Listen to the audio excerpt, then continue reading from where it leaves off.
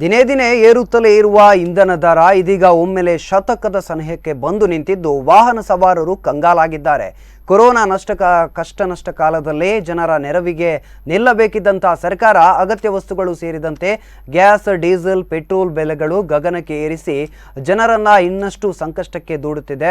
ವಿರೋಧ ಪಕ್ಷದಲ್ಲಿರುವ ಬೀದಿಗಿಳಿದು ಹೋರಾಟ ಮಾಡಿದವರು ಅವರ ಆಡಳಿತಾವಧಿಯಲ್ಲಿ ಈ ರೀತಿ ಆಗುತ್ತಿರುವಾಗ ಜನಸಾಮಾನ್ಯರ ಗತಿ ಏನು? ಸರ್ಕಾರ ಈ ಬಗ್ಗೆ ಗಂಭೀರವಾಗಿ ಚಿಂತಿಸಬೇಕಾಗಿದೆ ಎಂದು ಜನಸಾಮಾನ್ಯರು ಆಕ್ರೋಶವನ್ನು ವ್ಯಕ್ತಪಡಿಸುತ್ತಿದ್ದಾರೆ.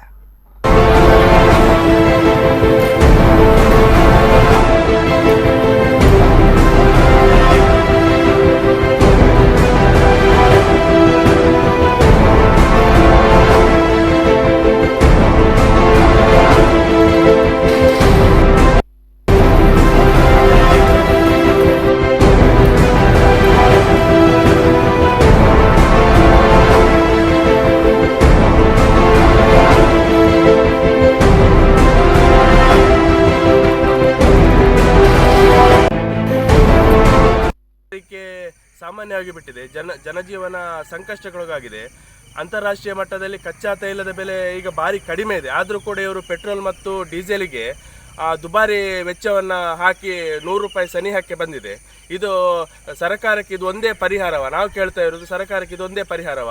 ದಯವಿಟ್ಟು ಕೇಂದ್ರ ಹಾಗೂ ರಾಜ್ಯ ಸರ್ಕಾರಕ್ಕೆ ನಾವು ಮನವಿ ಮಾಡೋದೇನಂತ ಹೇಳಿದರೆ, ಈ ಪೆಟ್ರೋಲ್, ಡೀಸೆಲ್, ಗ್ಯಾಸ್ ಸಿಲಿಂಡರ್ ಮತ್ತು ದಿನಬಳಕೆಯ ವಸ್ತುಗಳ ಬೆಲೆಯನ್ನು ಕಡಿಮೆ ಮಾಡುವ ನಿಟ್ಟಿನಲ್ಲಿ ಕ್ರಮ ಕೈಗೊಳ್ಳಬೇಕಂತ